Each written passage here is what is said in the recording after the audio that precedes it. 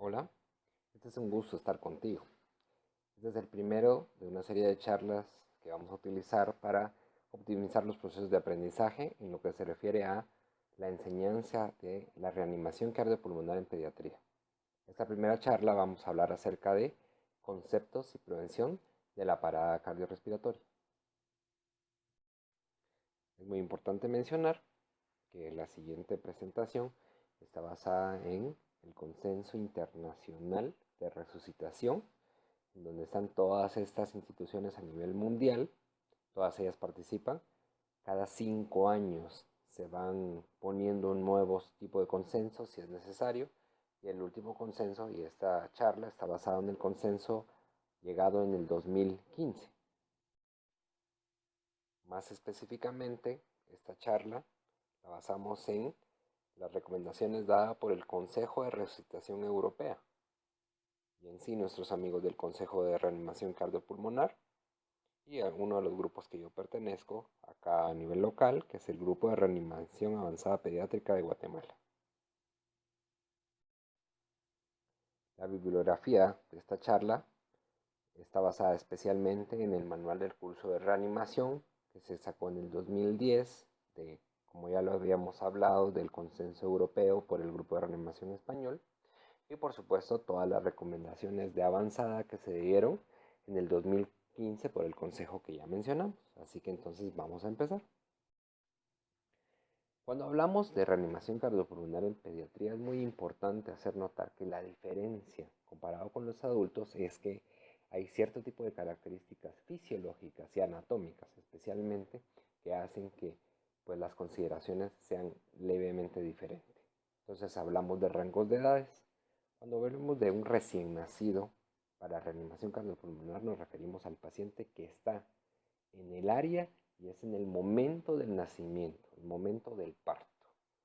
El niño cuando acaba de nacer, nosotros vamos a hablar de recién nacido, solo cuando acaba de nacer, es el área del parto, recuerden eso. Si hablamos de un lactante, entonces es posterior al parto hasta que tenga 1 año de vida, menores de 1 año de vida. Niño, vamos a hablar pacientes arriba de 1 año hasta antes de la pubertad. Y nosotros prácticamente tratamos a los adolescentes con las mismas características de reanimación cardiopulmonar de adulto.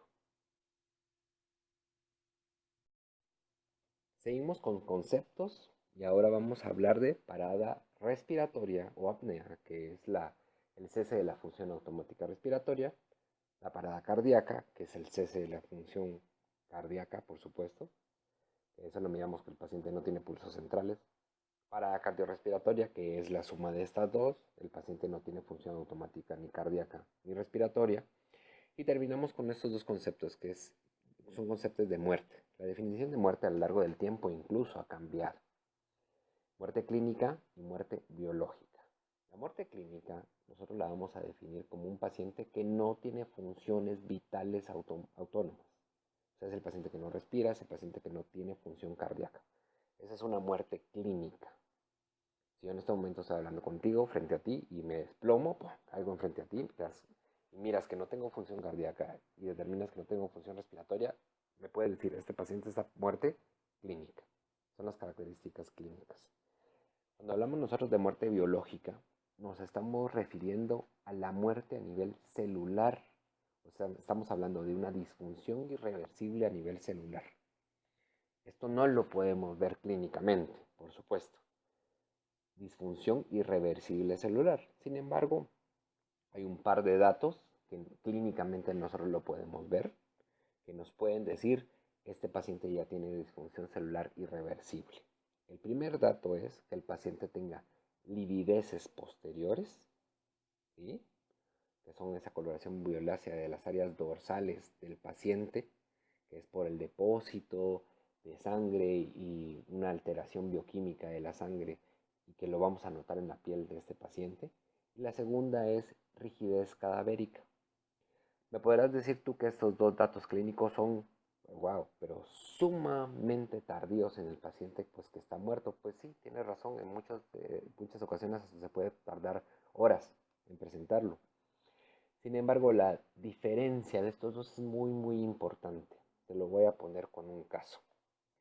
Tú estás en el área de urgencias a nivel de un hospital y pues llevan un paciente que no tiene función ni cardíaca ni respiratoria. Bueno, ¿qué vas a hacer? ¿Qué vas a hacer? Porque te lo lleva alguien que no sabe en qué momento dejó de respirar y en qué momento dejó de funcionar el corazón. ¿Sí? No hay nadie que precisó esa, que te diga, lleva tanto tiempo así. Pues no lo sabes, no lo sabes. Entonces, ¿le das reanimación cardiopulmonar o no le das reanimación cardiopulmonar? Bueno, pues las recomendaciones científicas en este momento te dicen, si el paciente llega con muerte clínica, lo que tienes que hacer, o sea, muerte clínica, se hace la función respiratoria y se hace la función cardíaca, lo que tienes que hacer es dar RCP.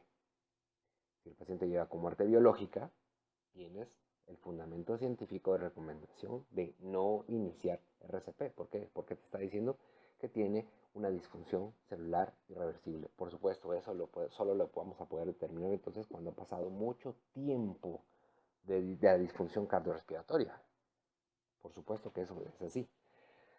Pero cuando no tienes la certeza de cuándo ha presentado el paciente la parada cardiorrespiratoria, pues este es el único dato científico de certeza para decir a quién no vamos a dar RCP y a quién sí vamos a dar RCP. Frialdad, por decirte algo, frialdad no es de la piel, de las extremidades, no es un signo de muerte biológica. Coloración cianótica tampoco es un signo de muerte biológica. Solamente te invito, yo trabajo en cuidados intensivos y que cuando tenemos un paciente en shock y con alteraciones cardiovasculares terribles, tú vas y el paciente tiene función cardíaca autónoma y a veces están fríos y a veces están morados y a veces están verdes y a veces están amarillentos.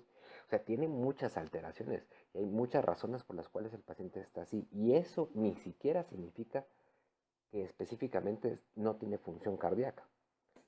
Entonces, que me digas tú, mira, el paciente viene frío, mira, el paciente viene morado, sí, seguro, pues tiene una disfunción cardíaca, pero eso no es un dato eh, real y totalmente asociado a muerte biológica. Eso es lo que yo te quiero decir. Entonces, llega el paciente con muerte clínica, sin muerte biológica, y lo que hay que hacer es dar RCP. Si el paciente no responde al tratamiento de la RCP, pues entonces miras a la familia, sales y les dices, bueno, mire, hicimos todo lo posible por su familiar que venía en parada cardiorrespiratoria y a pesar de eso no salió. Y te voy a poner una historia que es algo que pasó en un hospital de los Estados Unidos, y es que, bueno, esta situación, cuando los pacientes no llegaban con función cardiorrespiratoria al hospital, simplemente se decía, no, mira, este paciente ya viene muerto, lo trae en el sistema de urgencias, eh, nadie vio en qué momento entró en parada, pero como ya entró muerta a la urgencia, ya no vamos a darle más reanimación. Pues pasó este caso, entró un paciente, ya no tenía pulsos centrales, ya no tenía función cardíaca, ya no tenía función respiratoria, y entonces decidió ya no darle reanimación. Eh, tres, 3 minutos, 4 minutos después entra el jefe de la urgencia, que era el jefe del encargado, que por supuesto no era su horario de trabajo, pero llega de particular, porque no era su momento de trabajo, y dice, mira que acaban de traer a mi hermano que tuvo un accidente a 3 cuadras de acá y lo trajo al sistema de urgencias. No, ¿y quién es tu hermano? Bueno, pues han determinado que es esta persona. ¿Y qué pasó con mi hermano? No, pues mira que ha entrado sin, sin signos vitales y pues no le dimos maniobras. Y dice, pero ¿por qué no? Si simplemente el incidente fue a 3, 4 cuadras de acá. Uy, sí, pero no lo sabíamos, seguro. Ese es el punto. Cuando nosotros no tenemos la certeza de cuánto tiempo lleva el paciente, porque el tiempo lo vamos a hablar más adelante, determina también si debemos o no debemos de darle reanimación cardiopulmonar. Si no tenemos esa certeza, lo científicamente correcto es apoyar al paciente con reanimación. ¿Ok? Es algo muy importante. Incluso cualquier proceso legal nos va a defender cuando nosotros hacemos lo que científicamente está recomendado.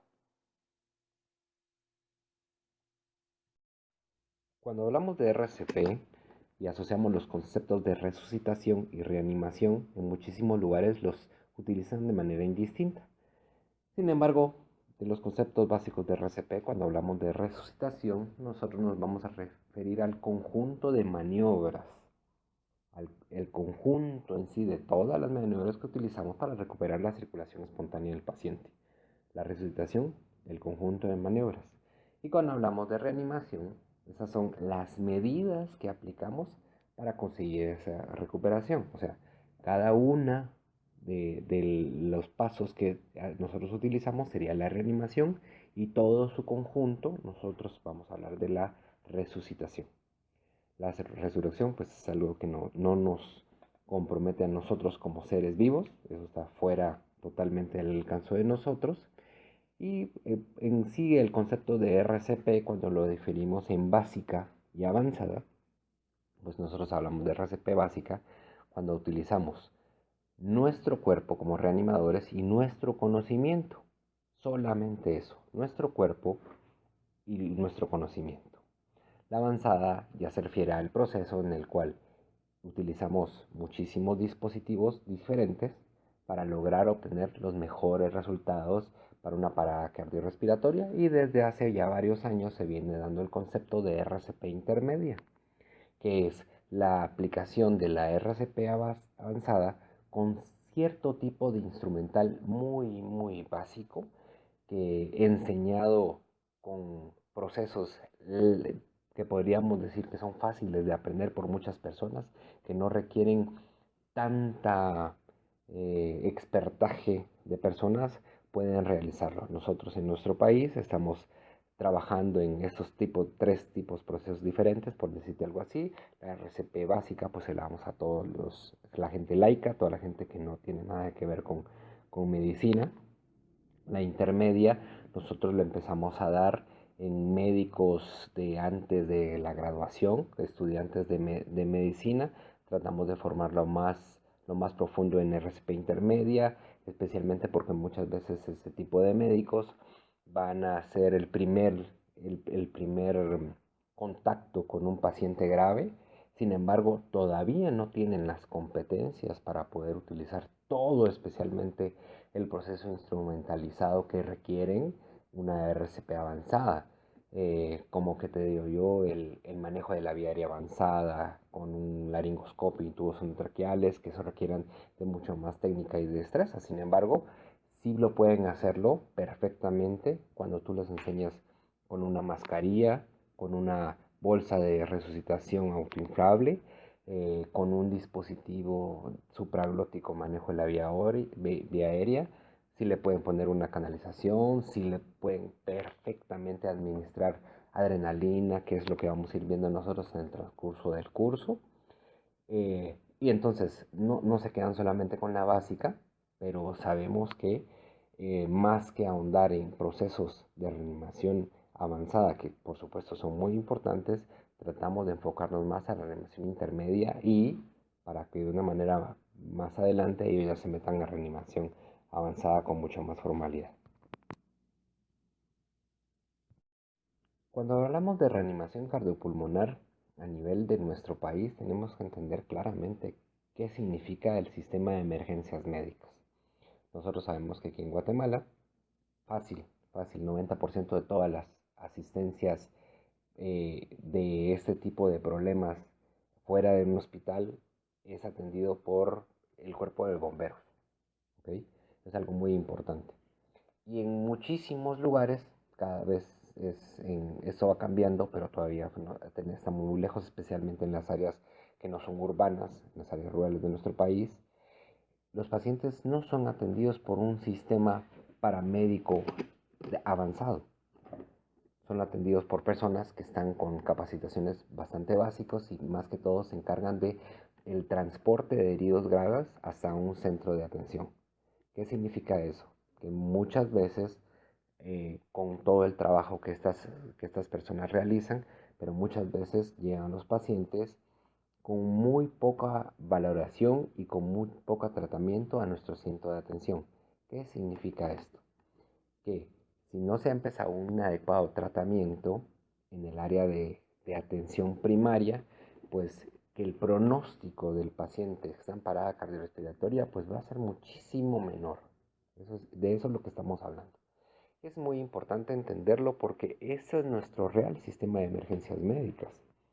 Si tú vives en un lugar en donde pues el cuerpo de atención de urgencias, o sea, los bomberos, insisto, que muchas veces son ellos, que van enfrente a tu casa, pues y llega a atropellar a alguien, por decirte algo así, enfrente de tu casa, pues es una situación súper favorable, pero eso no lo tenemos todos. Dentro de la misma ciudad capital, en muchísimos lugares hay un promedio de atención que van en horas que no son pico de tráfico, de 10 a hasta 20 minutos en que llegue un sistema de respuesta. En muchos lugares, en lugares que no son urbanos, rurales, puedes tardarte después de que tú activas el sistema de urgencias hasta 1 hora en llegar, debido a toda la complejidad que hay de respuesta del sistema de urgencias, que incluye los caminos, la falta de atención telefónica, muchas cosas más. Pero ese es nuestro sistema eh, real. Eso es lo que hay que entender. Ese es el sistema real. Y eso es con lo que estamos trabajando. Eso es con lo que tenemos que seguir mejorando, por supuesto. Pero nosotros, que somos las personas que recibimos al paciente en un sistema de atención, tienes que entender eso. Que la gente hace lo mejor que puede, hay que hacer muchísimo más, pero esos son los pacientes con los cuales vas a trabajar. Entonces tienes que entender cuál es tu personal del sistema de emergencias médicas, entender por qué trabajan así y entender que derivado de esta forma de trabajo va a ser el pronóstico que van a tener tus pacientes. La cadena de supervivencia en nuestro país, que son todas las personas, desde la persona que identifica un problema, la persona que activa el sistema de urgencias que es el equipo que llega a traer al paciente, el equipo que se lleva de regreso al paciente, las personas que te reciben el paciente en el área hospitalaria y las personas que dan la reanimación cardiopulmonar ya en el área hospitalaria. Todas estas personas son la cadena de supervivencia. Te pongo un ejemplo que es algo muy importante en, en muchísimos lugares, no en todos, insisto, ¿verdad? Porque en otros lugares ya tienen una mejor atención, pero en muchos lugares nuestro sistema de emergencia todavía lo que hace es solamente transportar al herido, solamente transportar al herido. Si nosotros nos basamos en eso, fíjate que nos estamos remontando al sistema de transporte de heridos de 1800. ¿Qué era eso? Llegaba el herido, lo ponían en el carruaje o el sistema de transporte y se lo llevaban a donde estaba la atención. O sea, in situ no le hacían nada. Y en muchos lugares es así todavía. Más aún en los sistemas de atención pediátrica.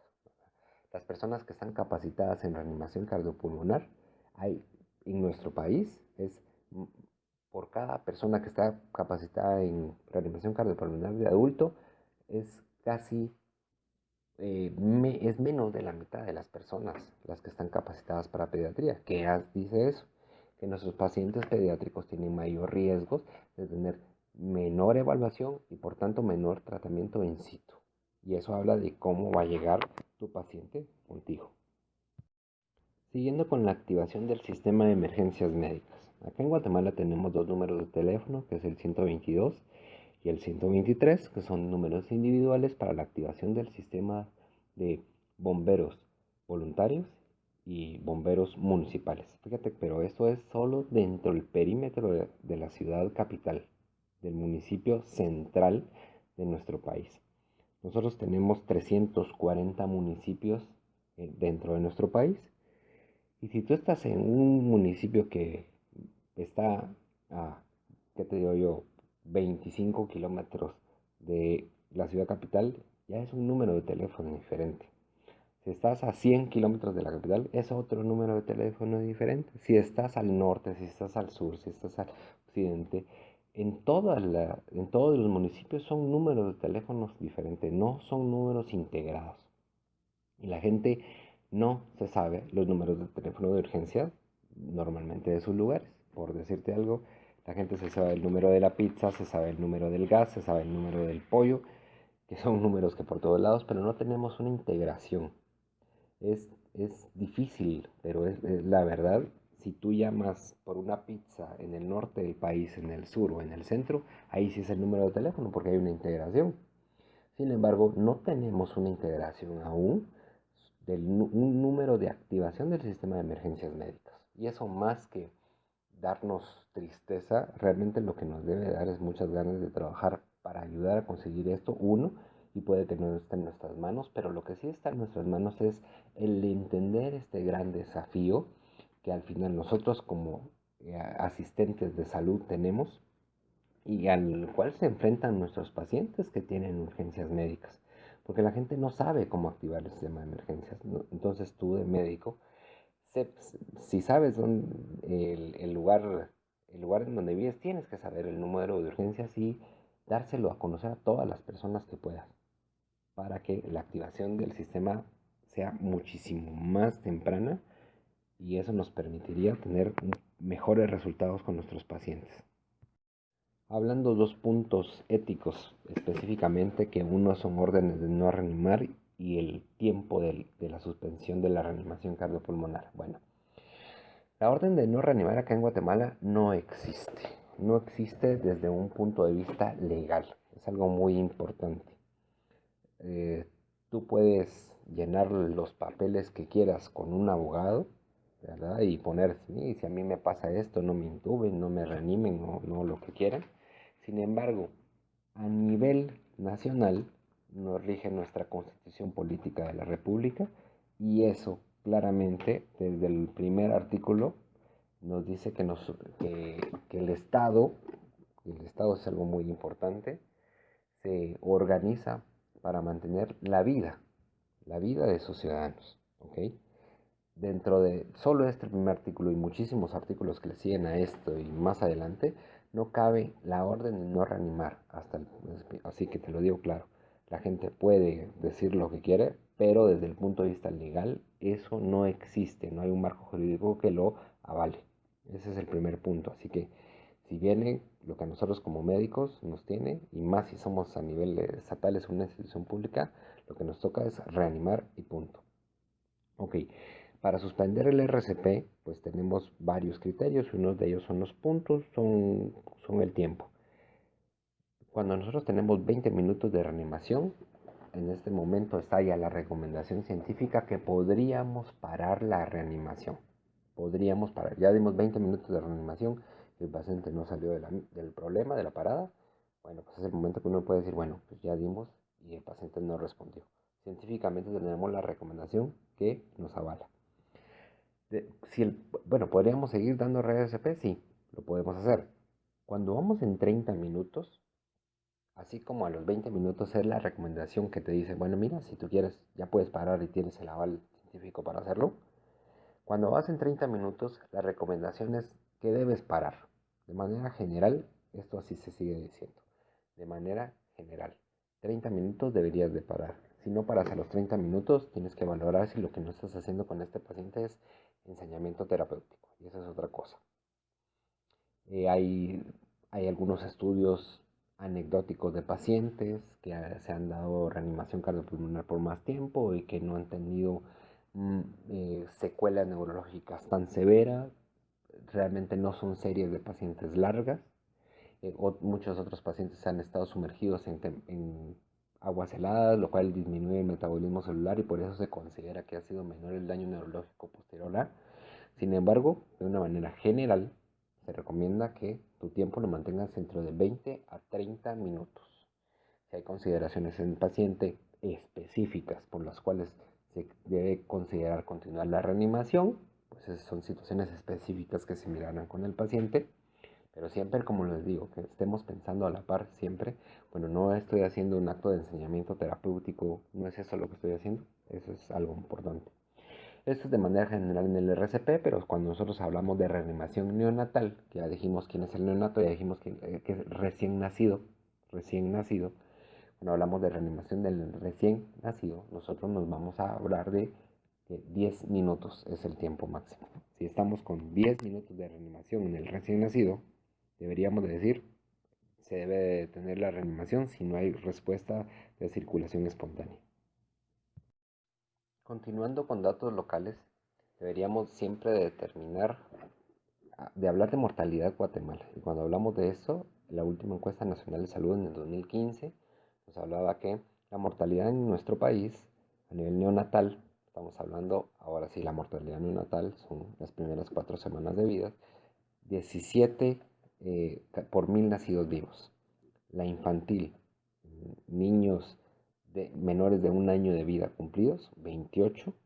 Y niñez, que son niños menores de 5 años de vida cumplidos, 35 por cada 1000 nacidos vivos, que habla de una altísima mortalidad en Guatemala a nivel latinoamericano. Y en muchísimos datos nos habla de que las enfermedades respiratorias, circulatorias y la desnutrición están asociadas con muchísimos de nuestros países de Latinoamérica. Sin embargo, hay que entender algo muy importante. Los pacientes no mueren de neumonía, no mueren de vómitos, no mueren de diarrea, ni mueren de desnutrición. Los pacientes mueren de insuficiencia respiratoria, mueren de insuficiencia circulatoria y shock. De eso es lo que mueren. Y mueren de este tipo de datos no reconocidos en un tiempo adecuado, no reconocidos precoz y por supuesto no tratados de una manera adecuada. Entonces hay que entender que los pacientes no mueren de neumonía, mueren de esa insuficiencia, de esa hipoxia.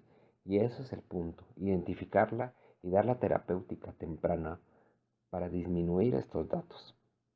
Y además de esos, por supuesto, en nuestro país también, bueno, niños que previamente son aparentemente sanos en incidentes de tránsito, caídas, ahogamientos, víctimas de violencia, síndrome de muerte súbita del lactante y otros asociados a estos.